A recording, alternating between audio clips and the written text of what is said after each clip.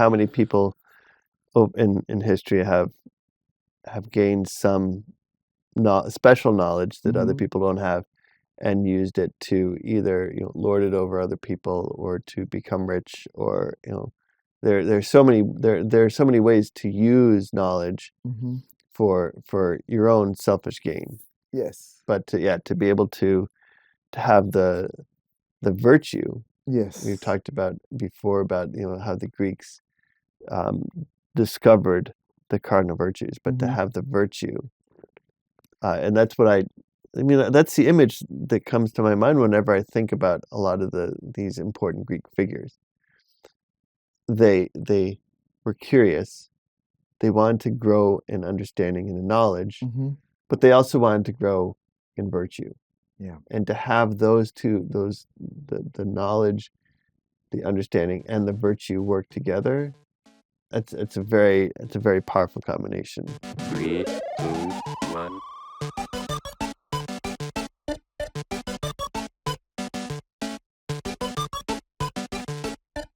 Welcome to Love Machine. Welcome to another Nerding Out with That Nerdy Catholic. I'm Seth Payne, and I'm here with my always co-nerd Cesar, and we are continuing our series on the history of science, and I think specifically the history of physics. That's mainly what we're going to be focusing on.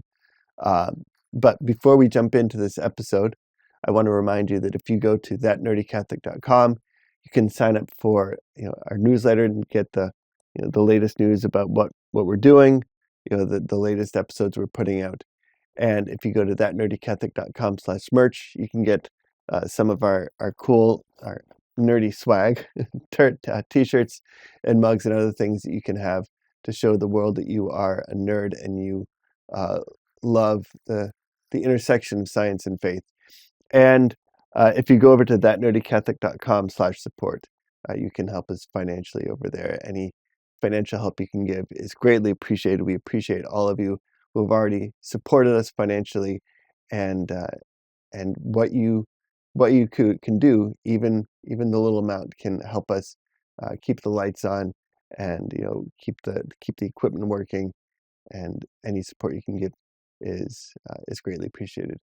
So, Cesar, we are continuing down the history of physics, and who are we talking about next? So this is Archimedes, no? Archimedes from Syracuse. This is a mathematician, engineer, physicist, astronomer, and I don't know, there are so many things more, but he was born in 287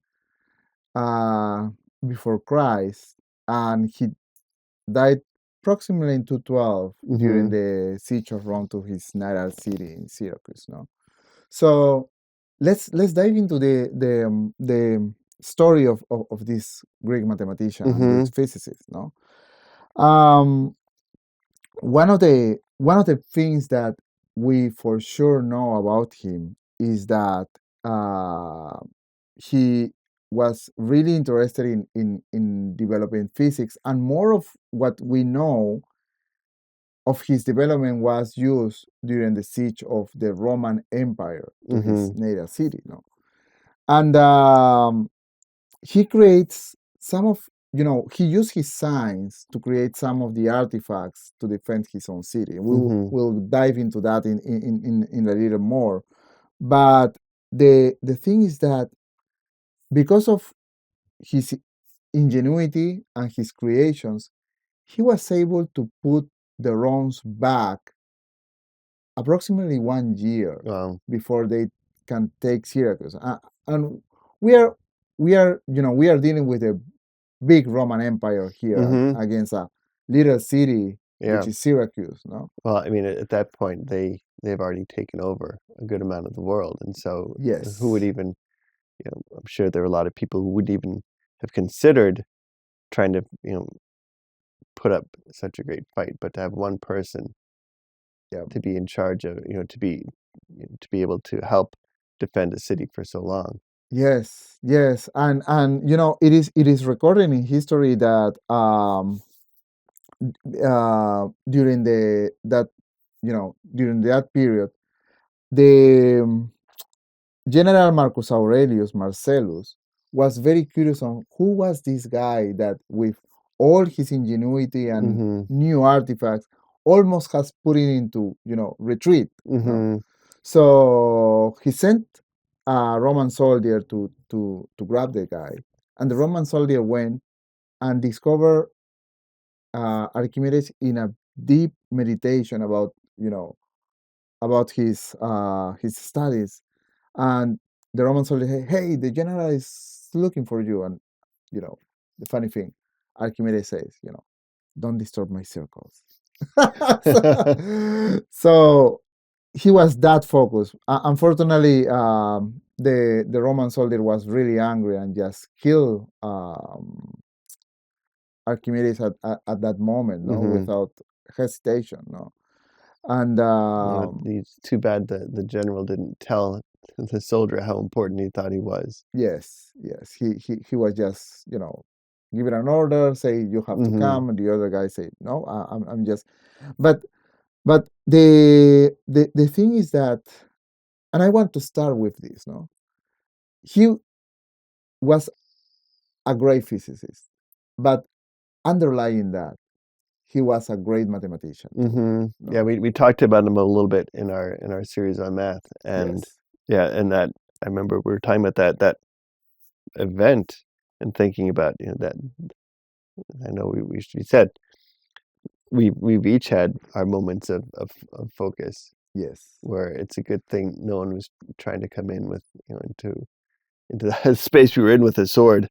Yeah, to interrupt the meditation on thinking of those. No, yes. The idea here is that he was, so let's name just a little of accomplishment in math, because this is going to help us understand his work as a physicist.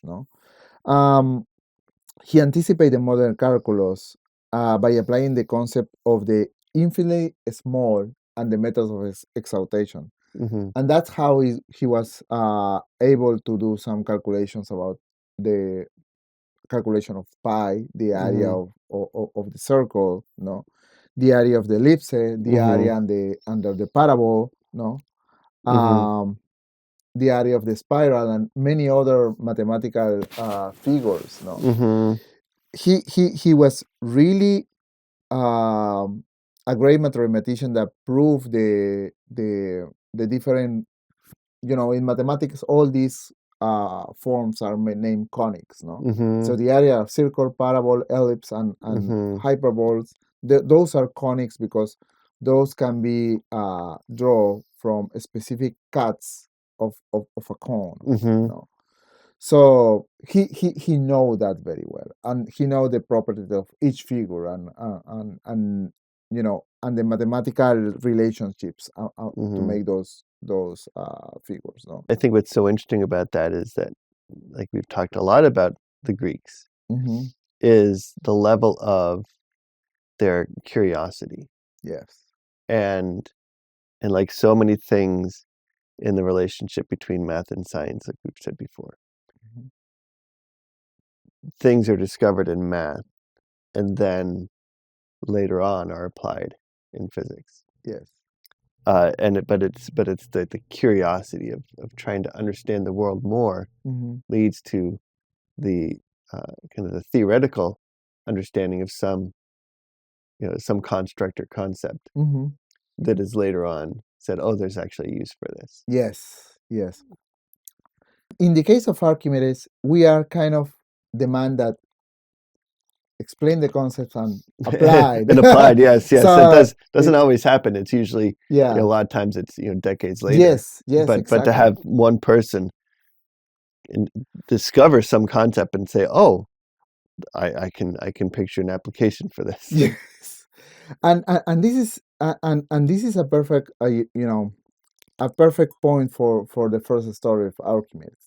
Everybody has at some point in their life heard the word Eureka, which is the Greek for "I found it." And this is the story that came from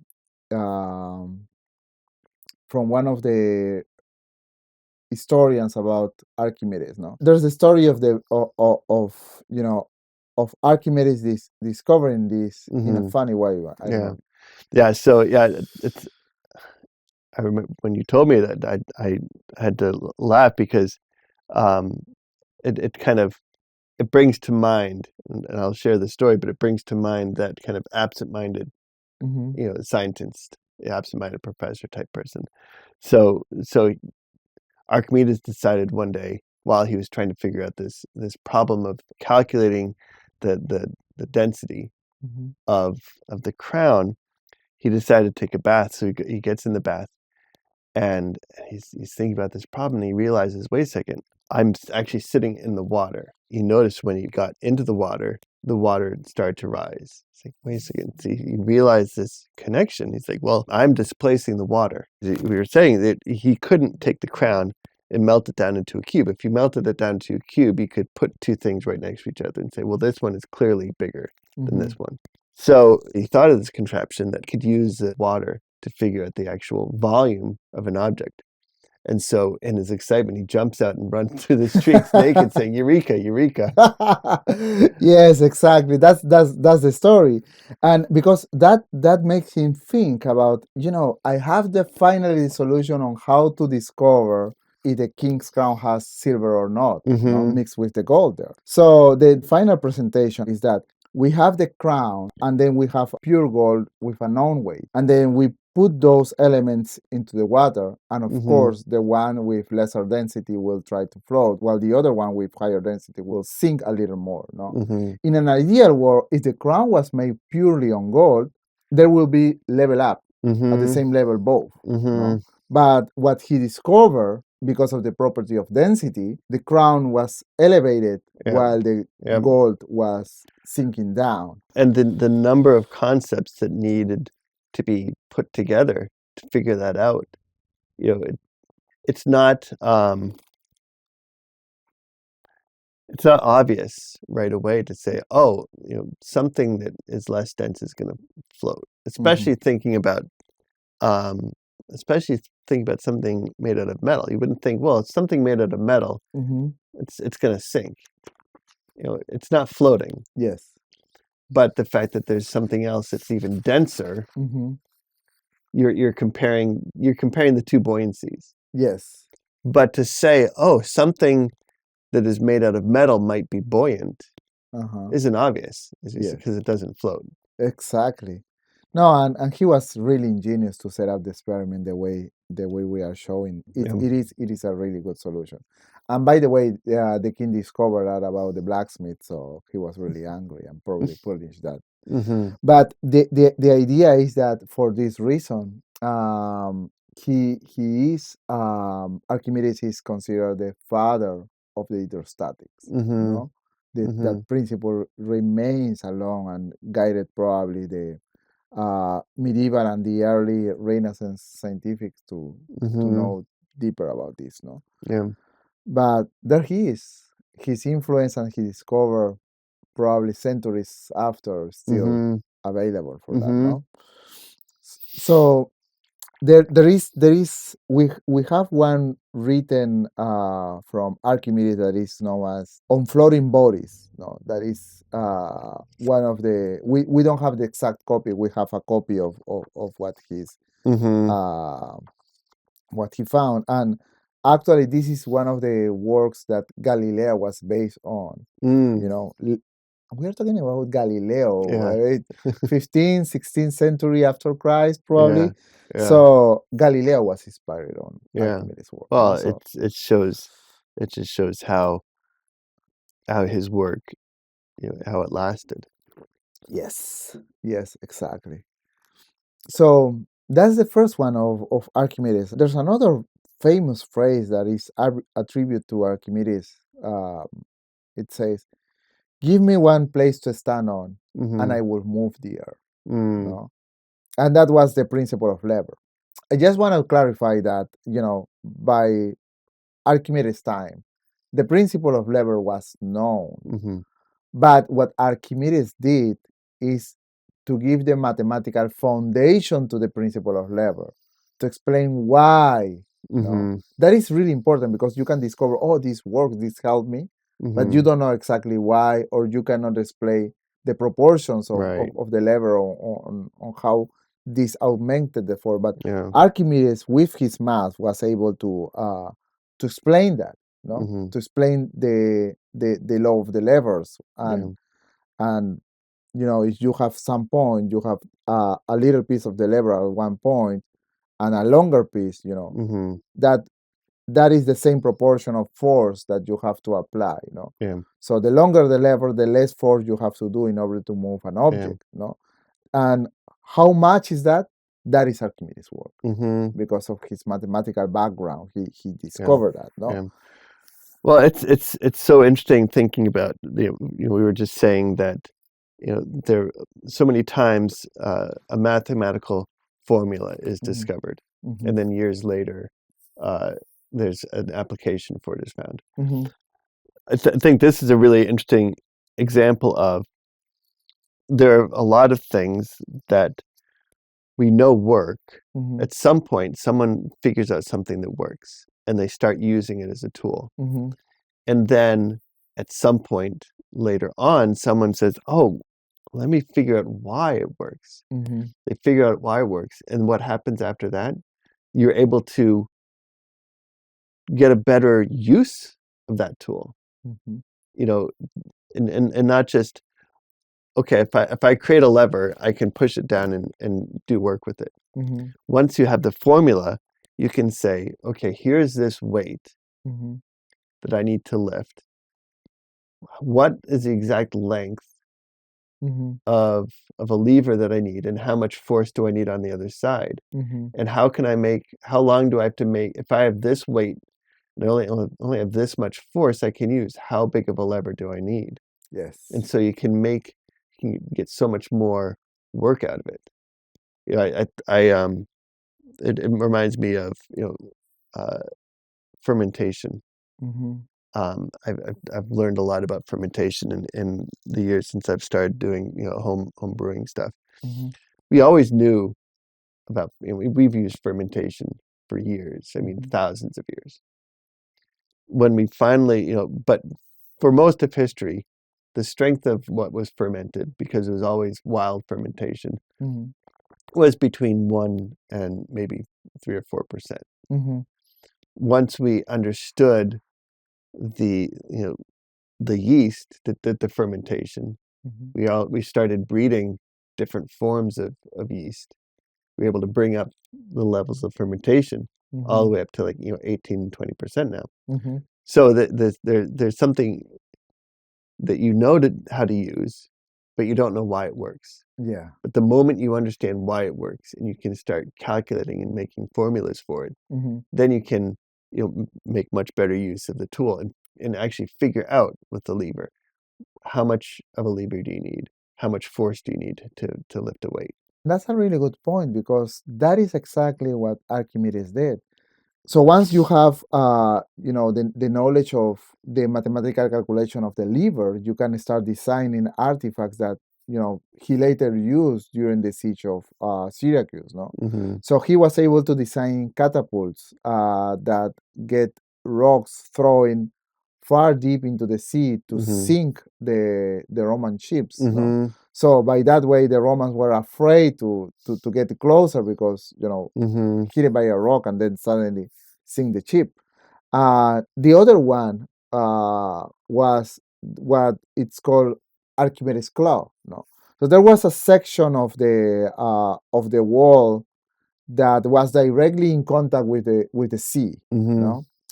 And you can see in the picture that the picture is kind of artistic and kind of big, but the idea is that if the ship came close enough, and that was the order of the General Marcus, that get close enough and bring some ladder to invade the city, climbing through the walls, the Archimedes claw will grab the front of the ship, tie it up in a vertical position, and then releasing that so the ship start to sink. So the soldiers were afraid to come up with the generals, or with the order of their general, because that my chip could sing and I would have a problem Yeah. here, no? And so those are really two small examples of how he discovered this principle and how, because of the mathematical proof that he gave, he was able to perfect some and create new artifacts, perfect the catapult and create the Archimedes scroll. So in defense of his native city, Syracuse, no. So I think that's one of the outstanding examples of use of math into physics to solve a real problem. No? Well, I'm sure no one probably up to that point ever thought about using a lever to reach out and grab a ship. No one. Yes. We talk about his studies about the spiral, no? So this is Archimedes' screw. No? Archimedes' screw. There's a story behind his invention of Archimedes' screw. No, Archimedes' screw is an artifact that you use to grab some water from a lower level into an upper level, no?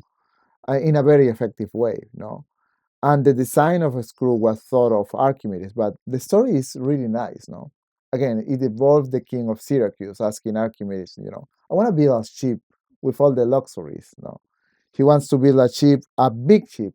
Actually, the ancient history say that at that time, that was the biggest ship that was ever built. It was called the Syracusian, no? And this ship has everything, no? It has says here, it has a gymnasium, garden decoration, and a temple dedicated to the goddess Aphrodite, among all other facilities. So all that in a big ship, no? And it can carry up to 600 people, no? Wow. So the Syracusian, according to the historian, was the biggest ship of that time, no? And it was a luxury ship that the king was appointed Archimedes to build, no? So as part of that, Archimedes was thinking, if for some reason there's water getting into the ship, how am I able to take easily the water out of that big of a ship? No? So in his ingenuity and to solve that problem, that's how he came out with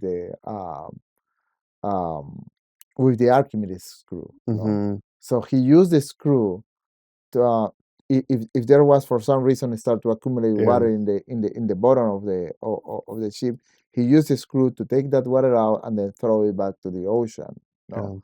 And that was a really ingenious way. But currently we're still using in some places that screw to bring water to higher places. No? Actually, I saw a video recently on a channel of this guy who's a civic engineer, and it was a video on dams and the designs of dams, and it actually showed in one place they need to be able to pump water from lower to higher, and they use the very large Archimedes screw. Oh, and thinking about that, this was the main way to do a pump before we could really, on a larger scale, before you could discover, like how to control a vacuum better. Yeah. But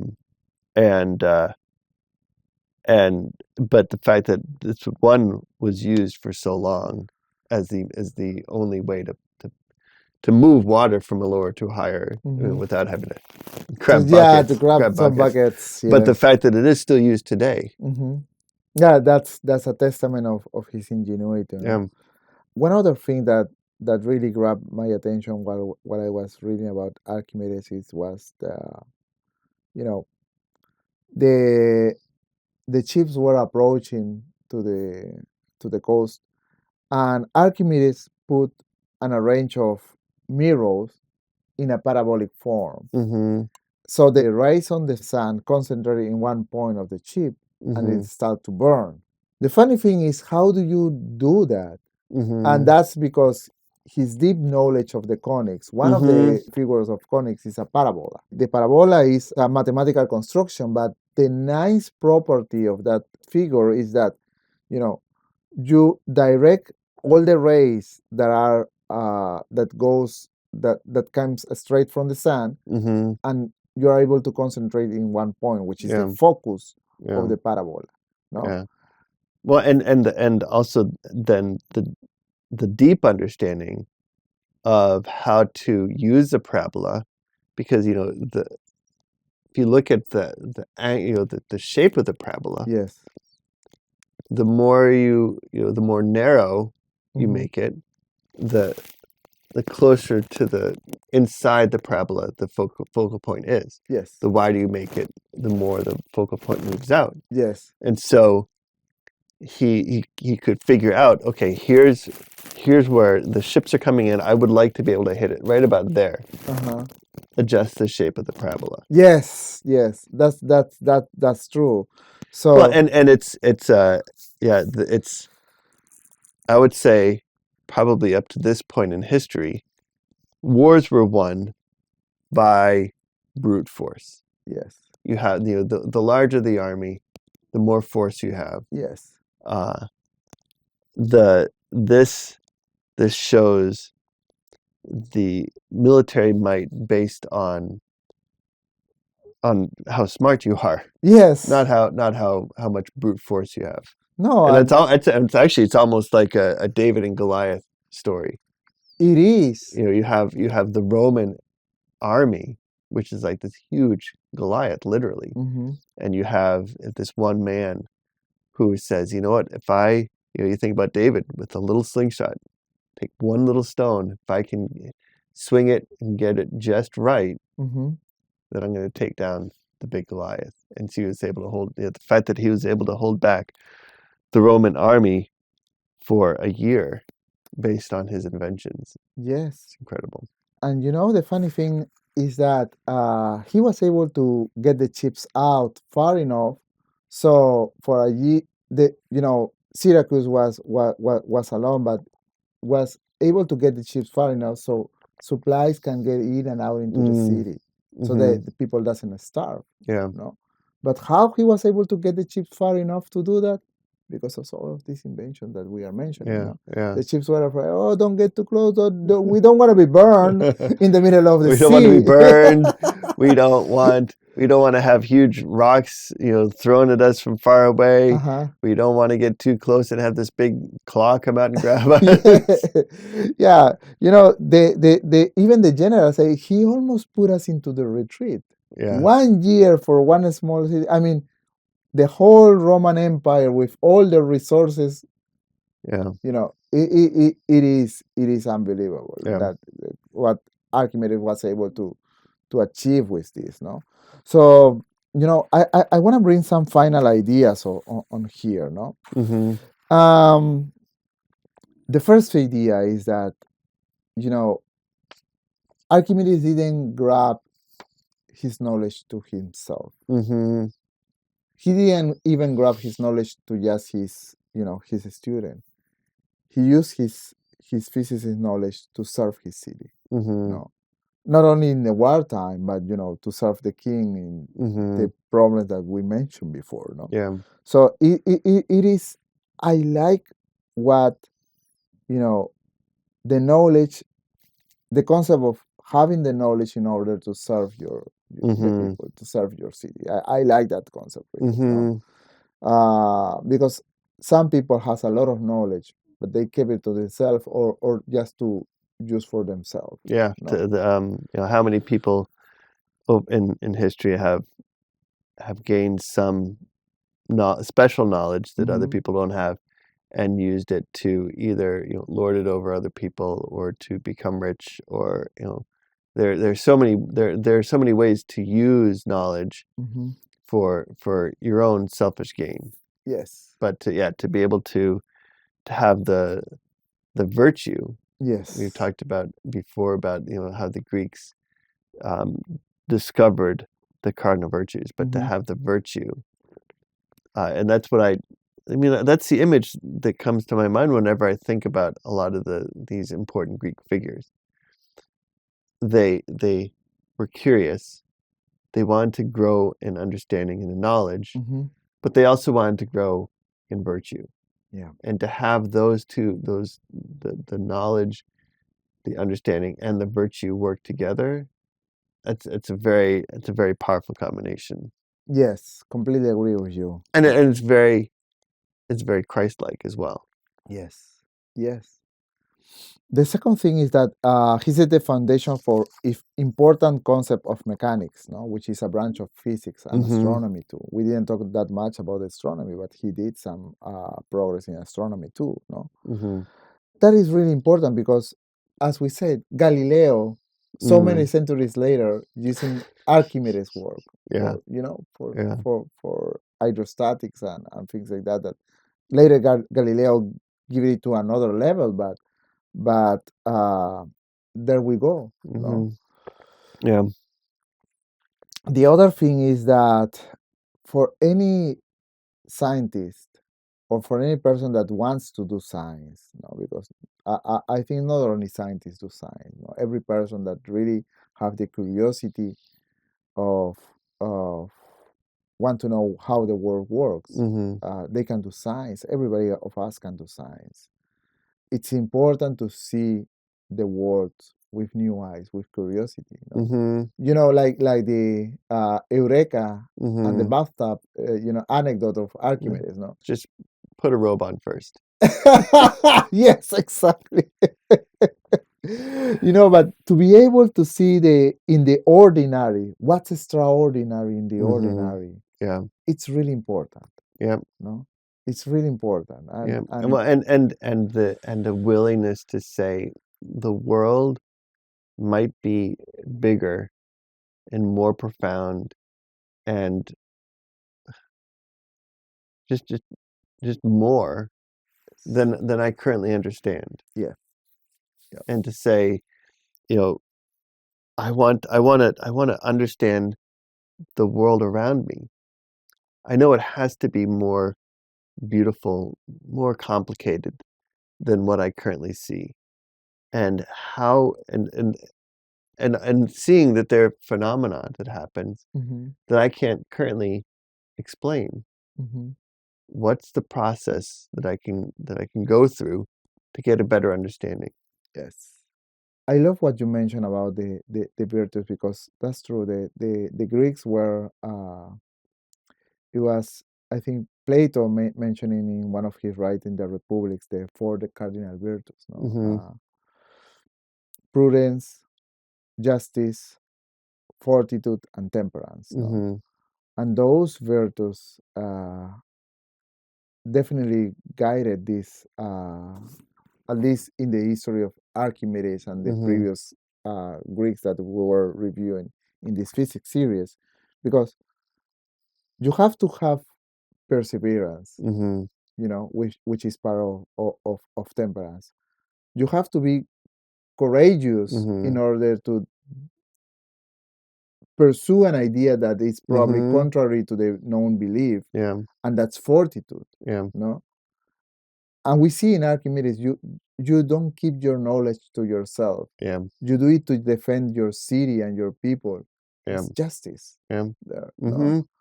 Yeah, well, I love that that you can see in the work that he did all four of the cardinal virtues. Yes. But and think about the courage, though.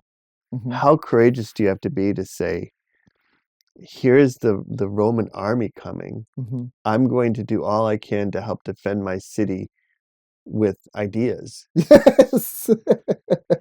He's not going out and conscripting a larger army. Yeah. He doesn't have the people to, but he's like, I have these ideas, and there has to be a way to make things from these ideas that I've had into something that can defend a city against such a large army. Yeah. I mean, if I would not be surprised if most people in that situation was like, well, I can't fight, especially against this huge army, and all I have is these interesting ideas, all these things I've discovered, but I can't fight an army. I'm gonna leave, try and save my life. Yeah. But Archimedes said, no, I'm gonna take these ideas and I'm gonna try and work out a way to use them to help defend my city. Yeah. So I like kind of how we are finalizing this episode, because you know it requires the cardinal virtues for a good physicist or scientific to do good. Yeah, yeah, To do good. yeah. Yes. And as we'll see as we continue down the history of physics, that's a common thread Yeah. among a lot of these physicists, that I want to discover more about the world, but I want to be able to make the world better. Yeah. Not just for me, but for everyone. Yes. Yeah. Yes. Yeah. Well, we hope you come back and continue with us with our exploration of the history of physics. Just like with math, it's been such an enlightening series to go through, to learn about how we got to where we are right now. I can't remember who said it, but there's this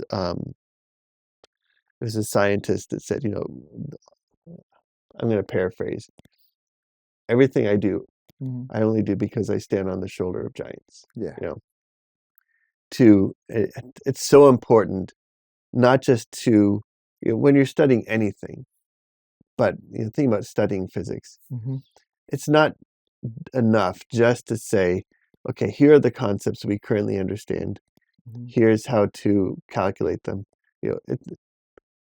To see where we are right now, but to be able to look back and see where it came from. This step by step by step. From where we started, 2,500 years from then until now. And as we said, with things like the Archimedes screw, with the levers, that there are concepts that Archimedes came up with and invented, things that he invented, that we're still using today. Yes. And so to be able to not just understand them, but to know where they came from is so important. Agree. Yeah. Agree. Hope you join us in the next episode, because this is getting really interesting. Yeah, really interesting. But before we go, I want to remind you that if you head over to thatnerdycatholic.com, you can sign up for our email list, get emails with latest updates of the latest videos, podcasts we're putting out, any new developments that are happening in the Nerdy Catholic multiverse. If you head over to thatnerdycatholic.com/merch, you can get cool mugs and t-shirts and other cool nerdy things. If you head over to thatnerdycatholic.com/support, you can help support us financially, and we want to thank you once again, all of you who have already come up and supported us financially, and even whether it's a large amount of support or just a small amount, any support, we really appreciate it, and it encourages us. It not just helps keep the lights on, but it encourages us to in another way to say this is important. Yeah. And there are people out there that are interested in supporting the things that we're exploring, and all the things that we're doing here. So I want to thank you for joining us, and please join us again in a couple weeks. Right. God Thank bless. you, guys. Bye-bye.